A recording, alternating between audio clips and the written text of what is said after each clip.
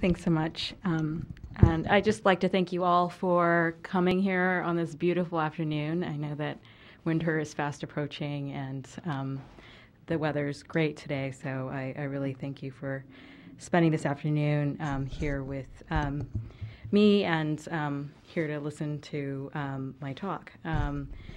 I really appreciate the opportunity to come to University of Michigan, and I'd like to thank the NAM Center for Korean Studies and Jiyoung Lee in particular for helping with all the arrangements, and it's been a real pleasure to work with her. So the presentation I offer today focuses on fieldwork that I did in Seoul in 2008 and its relationship to earlier projects. So my book is focused primarily on 2002, 2003, but the talk I'm giving today will be on 2008. My research has looked at the role of media sport or mass-mediated commercial sport in shaping ideas of global Koreanness. And in my book, I investigate the production of Koreanness through media sport by detailing responses by Korean men and women located in both Seoul, South Korea, and Los Angeles, California, to media representations and events. And I argue that media sport operates as a significant site in shaping deterritorialized Korean nationalisms in an era of neoliberal transformations.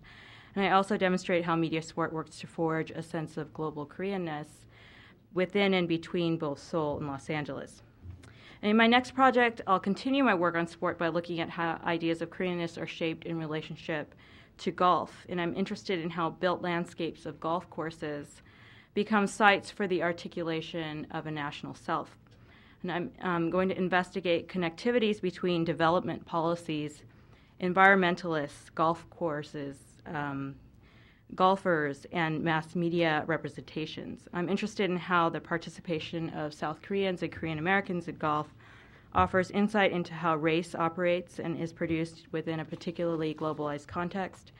The gendered and mass-mediated fantasies around golf, especially the emergence of golfing media icons, have inspired actions, behaviors, and policies that have underpinned new golf course construction and helped to explain increasing numbers of everyday citizens playing golf. Golf exists as an important context for investigating ideas around the idea of Korean nature as exceptionally talented in golf and the idea of getting in touch with nature through naturalistic green-colored landscapes. So today's presentation offers a bridge between these projects. It revisits my fieldwork on media sport, particularly the work I did on crowds during the 2002 Korea-Japan FIFA World Cup, and it brings this work into conversation with my interest in the relationship between the body, material spaces, mass media, and national subjectivities. So the title of my talk is Protest Play, Politicized Publics in the Wake of the 2002 World Cup. At the end of a warm day on July 5th, 2008, a few companions and I converged at the Ulchiro Ipgu subway stop across from the Lotte department store in central Seoul. We joined large numbers of people walking towards Seoul City Hall Plaza. As I crossed the rotary to the plaza, an elderly man handed me a large white candle and a small paper cup printed with the cartoon image of a schoolgirl holding a glowing candle, a 촛불 소녀, a Candlelight Girl. This Candlelight Girl emerged during protests against U.S. military presence and military aggression in 2002 and became a symbol of the so-called Mad Cow protests that lasted over 2 months from early May to July of 2008. The 촛불 소녀 represented female junior high and high school students who initiated and inspired protests against the U.S. military in response to a tragic incident that took place during the World Cup month of June 2002, when a U.S. military tank ran over and killed 2 middle school girls on their way to a birthday party. The Candlelight Girl became a symbol of subsequent protests against the U.S. military, the State of Forces Agreement between South Korea and the U.S., or SOFA, and the U.S.-led wars in Afghanistan and Iraq. The Candlelight Girl reappeared during 2008 as teenage girls again emerged as central figures in protests against the lifting of the ban on U.S. imported beef in April of 2008 and other actions by the Lee Myung-bak administration. Back on the lawn of Seoul City Hall Plaza, I poked the top of my candle through the bottom of the small paper cup, and the elderly man who had handed it to me lit it. I proceeded to move through the plaza. There were flags and banners representing a cacophony of left-leaning political interests. There was a flag for the Agora Forum, and an internet discussion board which hosted communications of left-leaning groups central for organizing and publicizing the protests. There are flags for immigrant rights groups, a rainbow flag representing gay, lesbian, bisexual, transgender rights, and flags for a number of NGOs. Indie media journalists were set up at mobile media stations, and there were also many signs, handwritten and machine printed, one of the most popular being Lee Myung-bak OUT, calling for the impeachment of President Lee Myung-bak. In the plaza stood a 5-meter-high glowing balloon figure of the Proprioception holding a candle cupped by a pink lotus representing Buddhist backing for the protests. I watched individuals build a bright tower of red ramen packages as an altar to Samyang Food Company. They came out with a bold statement claiming it would not advertise in conservative newspapers 조선일보, 중앙일보, and 동아일보, or 조중동, as they are referred to by critics. Beyond the plaza, I saw thousands seated behind a stage listening to a political open mic in what was called a 자유 발표, or free speech session. And at around 8 p.m., the march began, and the initial crush of bodies pushed into a thick and steady flow down Taepyeongno, away from the Blue House, and Gwanghwamun towards Namdaemun, or the South Gate. Tens of thousands of marchers moved through the streets carrying burning candles and chanting slogans. Groups of marchers would burst into protest songs. Some fumbled candles that dripped hot wax onto bare fingers, and others waved at unlucky motorists who chose to drive through Central Seoul that evening. The crowd turned and swept past a charred Namdaemun, hidden by scaffolding. We moved up Namdaemun-no, past the colonial edifice of the Bank of Korea, past Lotte Department Store, and then back to where we started in front of Seoul City Hall. A large group, all dressed like the lead character V from the film V for Vendetta, lined the route, leering in silent protest. Breakdancers spun and popped in front of vandalized police buses. In many ways, I felt like I was moving through a kind of multi-act passion play. Certainly the mix of people of all ages and the diversity of groups represented made it seem like a kind of festival. Although participants represented many different groups, they were a public united in its distaste for the policies and actions of the sitting president. On a basic level, the protesters gathered to protest the import of U.S. beef and the renegotiation of the free trade agreement between the U.S. and South Korea. Many were also protesting a series of conservative economic and social policy decisions by the months-old Lee Myung-bak administration. Others were protesting the outright hostile position of the Lee Myung-bak administration towards left-leaning organizations and interests, especially what was seen as the sanctioning of police brutality against protesters that had occurred during a few of the protests. So here's just some images from the day that I'm speaking about. So this is Seoul City Hall Plaza, and here are some signs for immigrants' rights.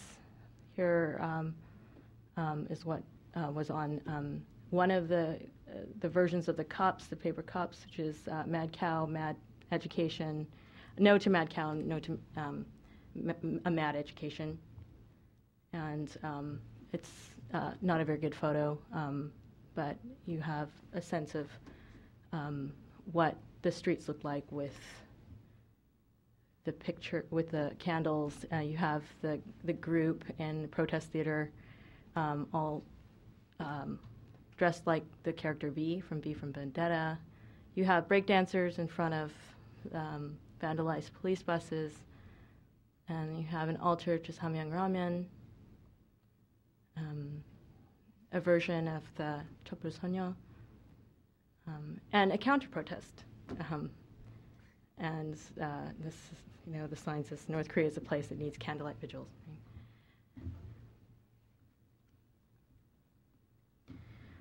So this evening there was a call for protest, a peaceful protest, and the protest passed with no violence that I heard of.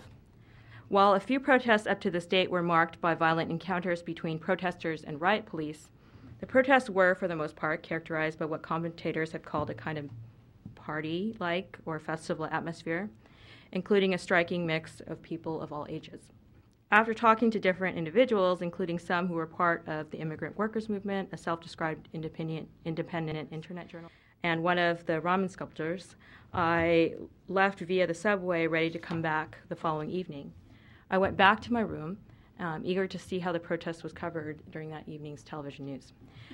Being in the Mad Cow crowd brought back memories of moving through the same spaces during the 2002 World Cup. The feelings of solidarity and unity of purpose that were inculcated through the sporting event were generated within the context of Mad Cow protests. Although the purpose of these massive and spectacular crowds, the sporting crowd and the Mad Cow crowd, certainly differed in important respects, there were significant connections that reveal the centrality of digital media communications in informing the shape and character of the crowds. These events also point to the significance of bodies, movement, and spaces in shaping the cultures of contemporary political mobilizations. So for the rest of the presentation, I discuss how media practices and experiences of the body connect World Cup crowds and protest crowds. And I discuss how experiences of the body and the movement of bodies through streets and between buildings during the 2002 World Cup generated a powerful body memory that was recaptured in ensuing mass protests. The body memory of movement in space, also referred to as proprioception by scholars like Brian Masumi, generates an important affective recognition of what it feels like to be in the crowd. This feeling connects the sporting and protest events and emerges out of broader social changes that have taken place within South Korean public cultures over the last decade, especially the role of digital media in shaping public cultures and the sensory experience of being within crowds.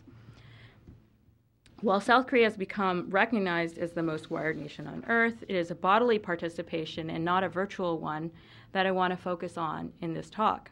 The sensation of moving through spaces body to body, clutching objects like thundersticks or candles, wearing red t-shirts or holding up anti-Lee Myung-bak signs, unite individuals as a collective and present an image intended for mass mediation not only to a national public but to a global one.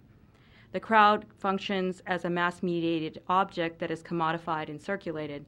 This notion of the crowd as media object informs many of the actions and behaviors of the individuals who constitute it. This mass mediation is also an expectation for individuals in the crowd. And since the World Cup, televisual coverage tracks the growth of crowds using aerial overhead shots and stop-motion photography to heighten their dramatic effect, making them appear like a rapidly metastasizing mass. This technique and other spectacular renditions transform the crowd into a kind of mass media sculpture intended for national and global circulation. The images and video of the crowds as mass are easily appropriated by a variety of commercial, academic, national, and political interests. So many social commentators argue that the existence of the World Cup crowds themselves demonstrated a new expression of national identity and therefore a kind of political subjectivity as a commercialized and spectacularized one. Some have pointed out that the mass convergences are a result of general trends like the growing ethnic nationalism among youth or a maturation of democracy and a vibrant civil society. Yet these discussions rarely offer an explanation for why they looked and felt the way they did.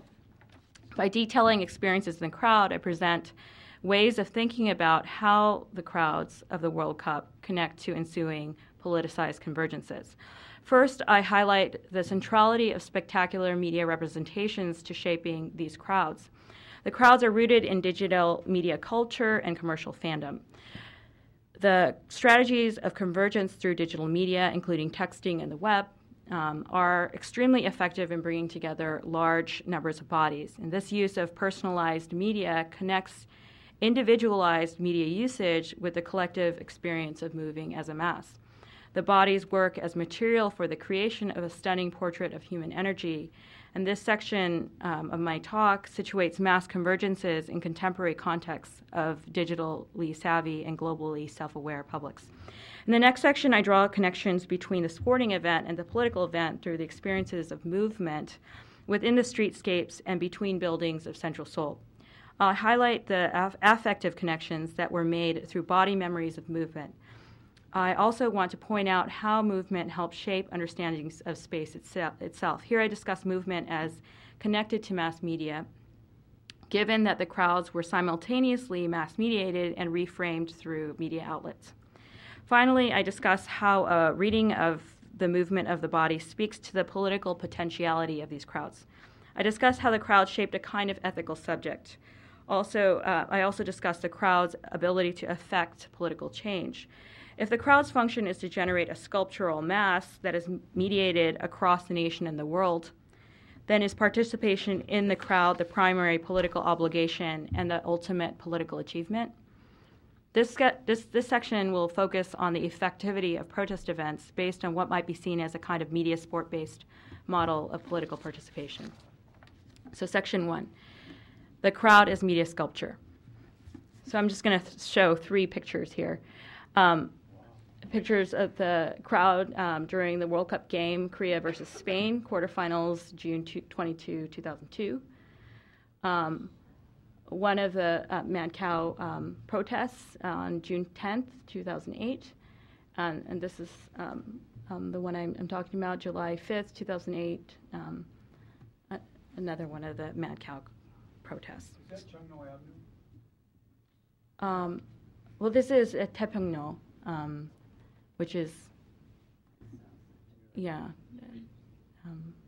Gwanghwamun-no turns, or Sejongno turns into Taepyeongno as you go towards Namdaemun. So the crowd as media sculpture. On June 14th, 2002, I was in Central Seoul, South Korea, during the 2002 Korea-Japan FIFA World Cup. It was raining, but this did not deter the crowd. Reported at 700,000 from gathering outdoors to cheer on the Korea football team. On this day, the match was against the United States, and I sensed an urgency to win that went beyond the desire to advance to the round of 16. A group of junior high school girls seated next to me were cursing at the American players and yelling at familiar anti-American slogans. And their yells seemed to be directed towards each other in a kind of amusing contest of passions. The crowd was almost entirely dressed in bright red T-shirts printed with the words "Be the Reds." Most people in the crowd were young, ranging from young teens to adults in their 30s. More than half were women. The outdoor digital screens designated the spaces reserved for the events, but bodies spilled far beyond sight lines to the screens. For hours prior to the game, many in the crowd were participating in collective singing, chanting, dancing, and gesturing, and these activities continued through the entire match, which ended in a 1-1 draw. The massive crimson crowds of the World Cup were widely noted throughout the world for their spectacular properties. The crowd created a visual monument for widespread global distribution, not only due to their sheer numbers and uniformity of dress and movement, but also their passionate and disciplined behavior. Throughout the month of June 2002, I was absorbed into these crowds, and I thought hard about their political significance. I recall thinking that it was only a highly commercialized sporting event, one with global significance, that could get this many people out on the streets to create such a passionate display of emotion and unity. I considered how crowd displays of frenzy related to fascist mobilizations that inspired the mass culture critiques of Adorno and Horkheimer, but in an even more proximate relation, how the red crowds evoked searing images of red parades that took place in North Korea. Within the context of the World Cup event, many South Korean critics rejected the mass culture critique as reductionist and out of context. Youth culture critics, including Song Ho-gun and Cho An-hae-jung, referred to this event as a watershed moment that highlighted generational transformations taking place within South Korean national culture, as a generation of youth, which was raised on digital media, went beyond online interactions to express their ability to shape national culture offline. Many critics presented the event as indicating positive futures for participatory democracy, given anxieties around youth apathy. The unity of the crowd and its emotional expressions of love for the Korea football team certainly lent itself to arguments that the World Cup helped catalyze a powerful and growing sense of ethnic nationalism among youth. There were many comparisons of the World Cup crowds to the last time when such large crowds gathered in the spaces of Central Seoul. This was in 1987, when democracy movements succeeded in forcing the transition from military dictatorship to electoral democracy. Indeed, the contrasts were often put in terms of a kind of national progress narrative, from colonialism to authoritarianism to democracy to civil society. Yet the contrast between 1987 and 2002 didn't themselves explain why the World Cup crowds looked and behaved in the way they did. Indeed, the World Cup crowds, while they became part of a national history on the uses of the space, drew heavily from digital media cultures of sporting fandoms and pop star fandoms. Despite the exceptionalist depictions of the World Cup crowds, they had much more in common with the crowds that converged on the Champs-Élysées in Paris after the French team won the 1998 France FIFA World Cup. The participants in the crowds drew on behaviors that were shaped in relation to this particular global sporting event. Indeed, fan groups, especially the leading supporters club, the Pugun Angma, or the Red Devils, took models of global football fandom and then reinterpreted them by adding unique Korean accents. This desire to meet and exceed a global standard and to garner global attention by foregrounding Koreanness can be seen as a compelling realization of the goals of Segehwa, or globalization policies. As noted by Samuel Kim and Kyuk Shin, among others, Segehwa is a state-driven development ideology based in a nationalist effort for global economic competitiveness and global recognition.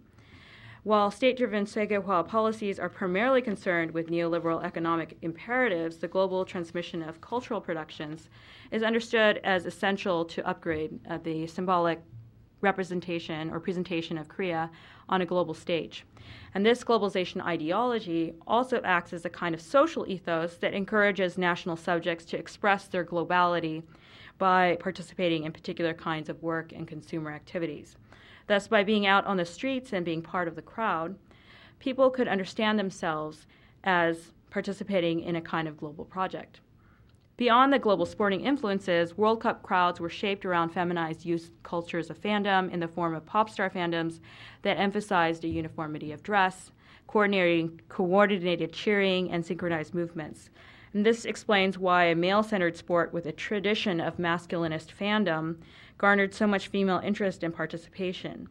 In these pop star fandoms, participants, who are mostly young females, prepare for events online and through their cell phones.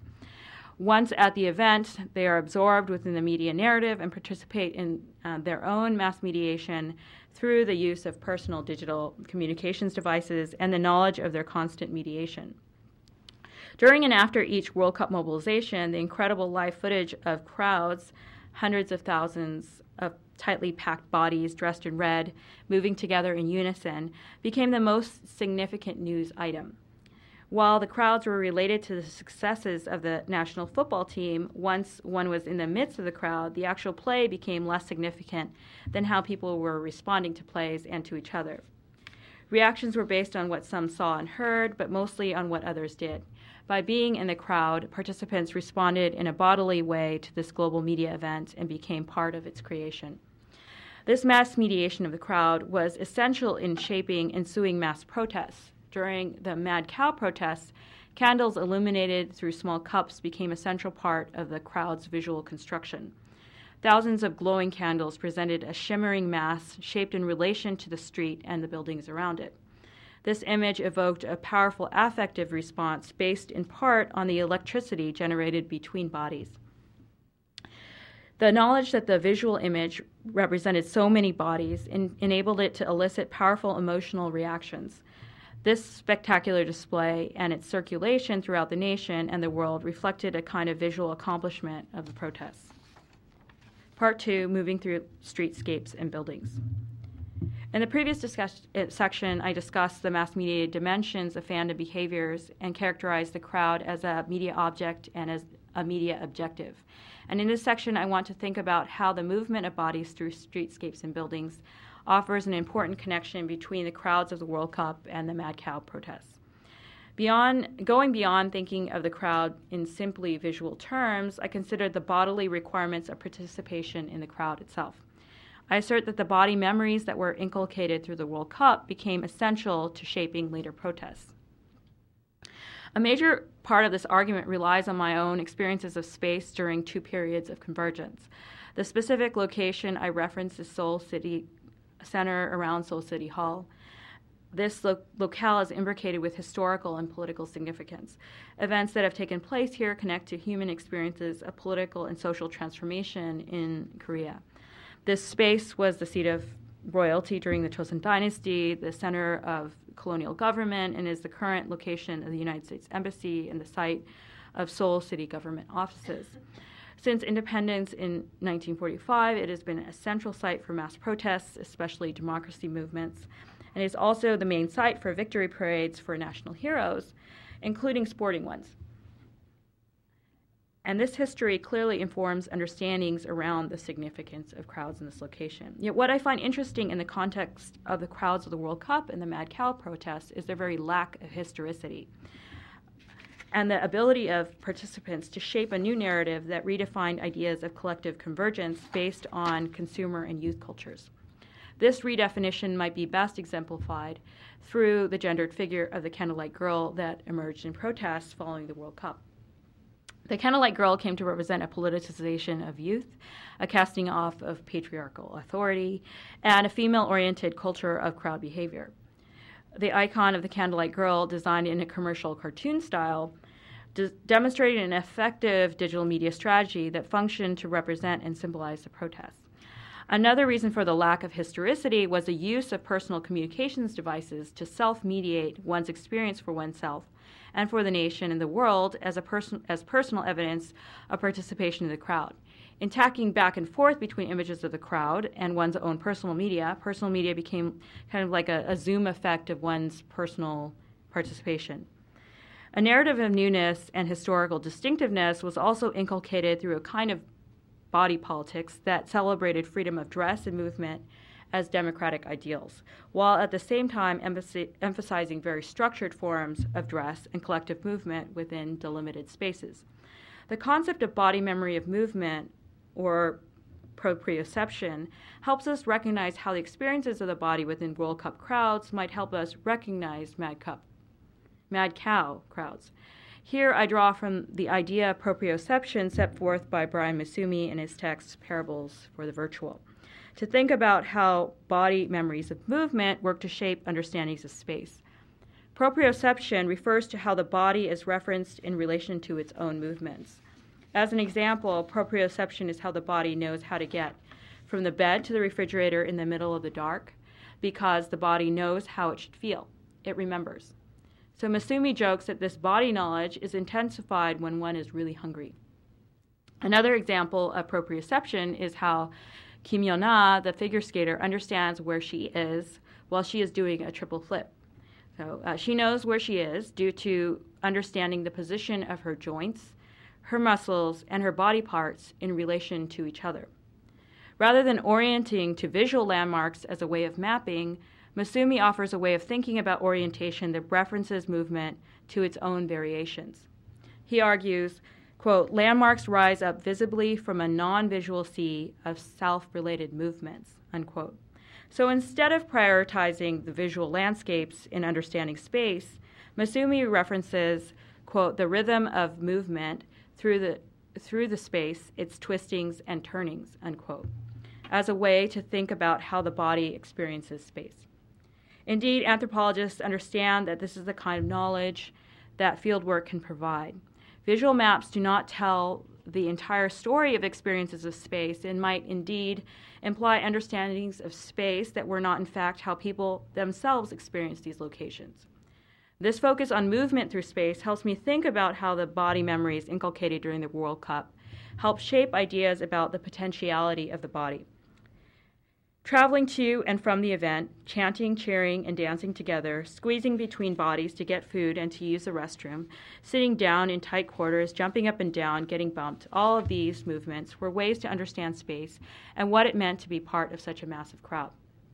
Years later, my body recognized the feeling of what it meant to be in a mass crowd due to the ways in which certain bodily practices were recorded within my own body memory. Walking together through the streets, lifting and shaking signs, bumping into people, taking pictures with their cell phones, carrying my own camera in one hand and a candle in another, chanting, singing, and cheering. While Masumi helps us to think beyond the visual and understandings of space, he doesn't go beyond an individual body's sense of habit and memory to seriously consider how the social is produced within and between individual bodies. In thinking about the crowd, it is important to think about the porosity of the body in relation to other bodies. Bodies are not only referenced to their own movements, but also in relation to movements by others. And indeed, in the context of the mass collective and the constant repetition of movements in it, it's not clear that this other is not you. In other words, it might be less important where you are oriented in relation to your own body, as where you are located in relation to other bodies, as your orientation becomes entirely dependent on where others are and what they are doing. The porosity of the borders of the body shapes the logic of mass crowds. Energy is transferred between bodies, and the interactions between bodies works to generate a powerful affective charge.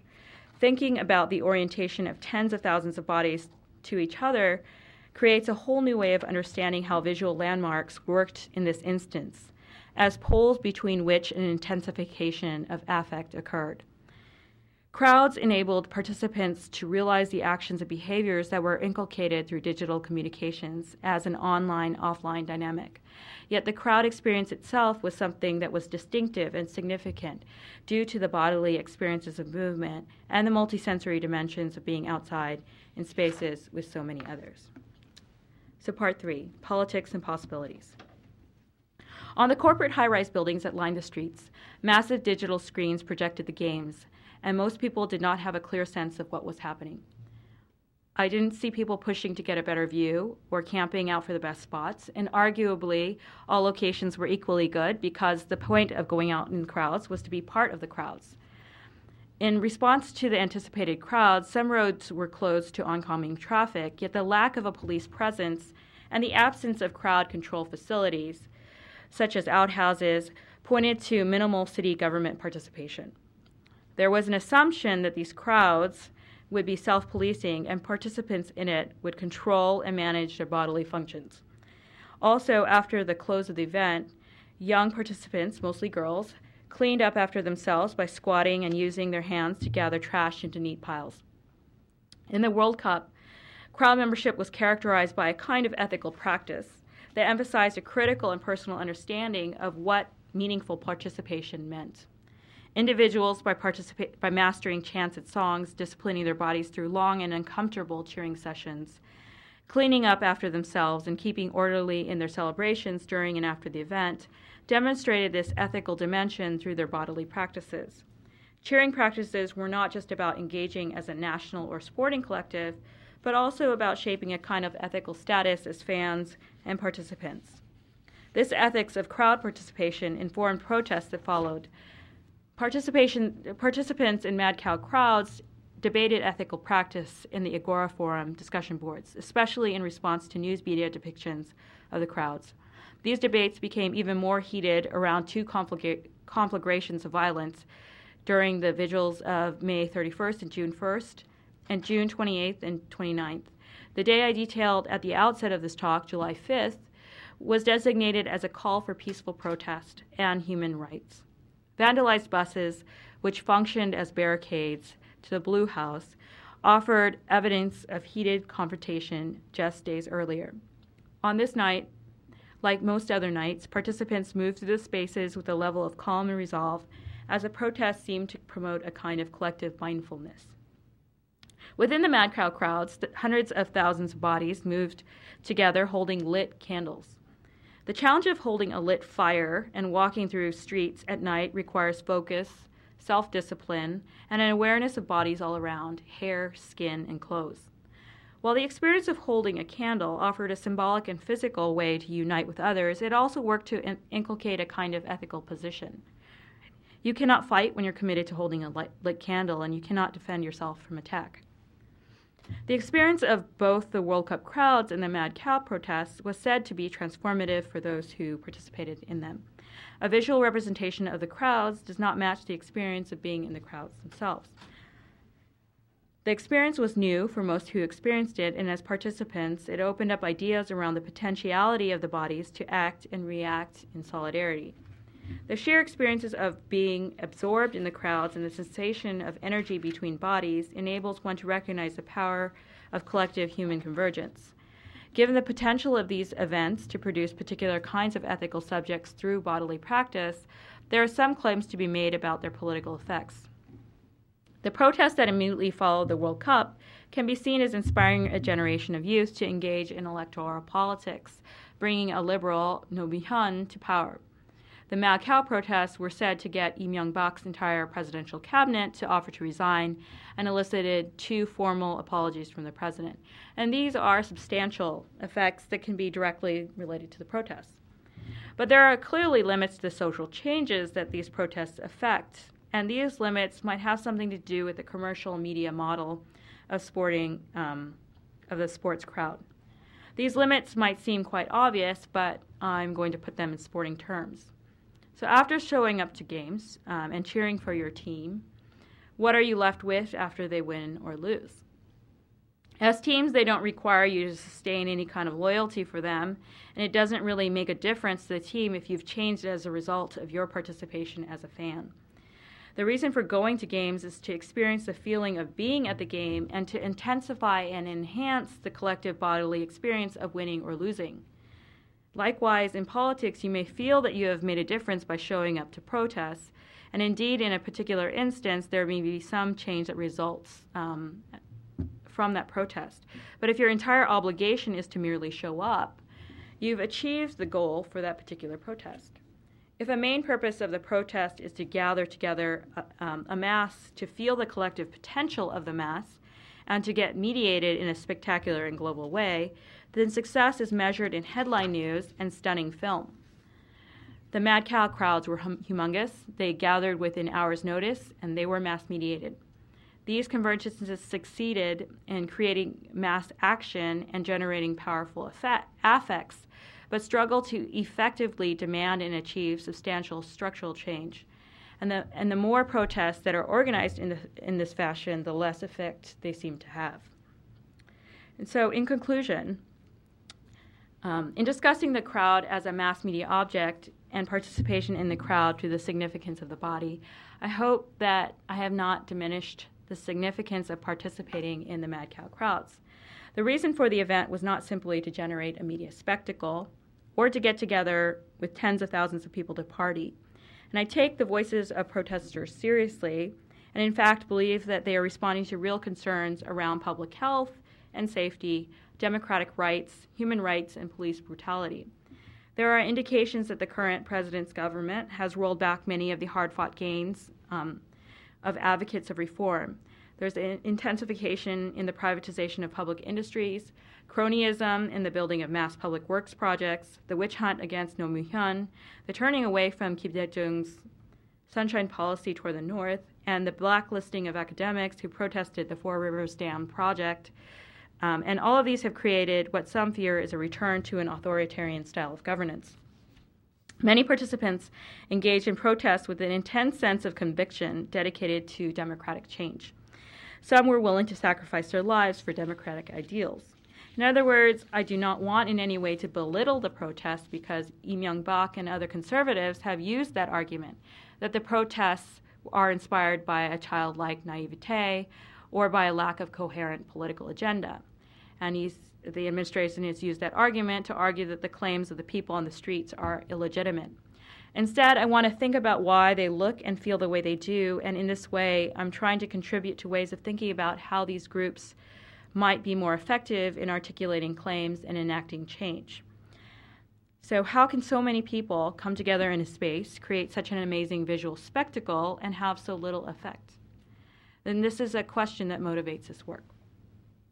Another contribution of the work is theoretical.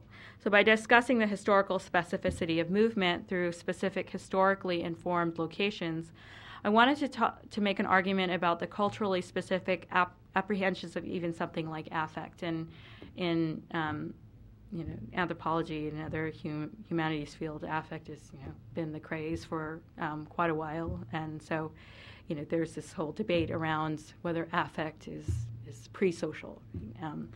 And so rather than a pre-social phenomena, affect itself is produced within the specific historical context of movement and mediation. It is also recognized language, which is always wholly socially determined. Finally, I presented events that occurred in recent history in South Korea and attempt to think about their connections.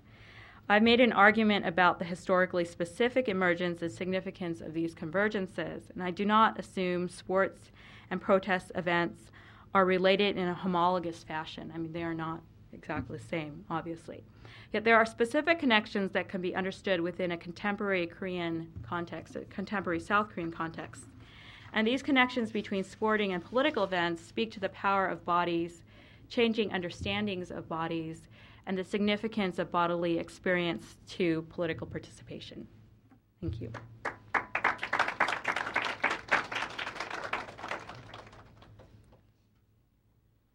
Sorry, 1 second. Yes. Thank you for your interesting talk and your theory. But I'd posit the following. I think maybe, this is just from what I've gathered from what you said and with my own experiences also, that you may be reading too much into the connectivity. I think your theory has a possible hole if you stop and consider, for example, it is really amazing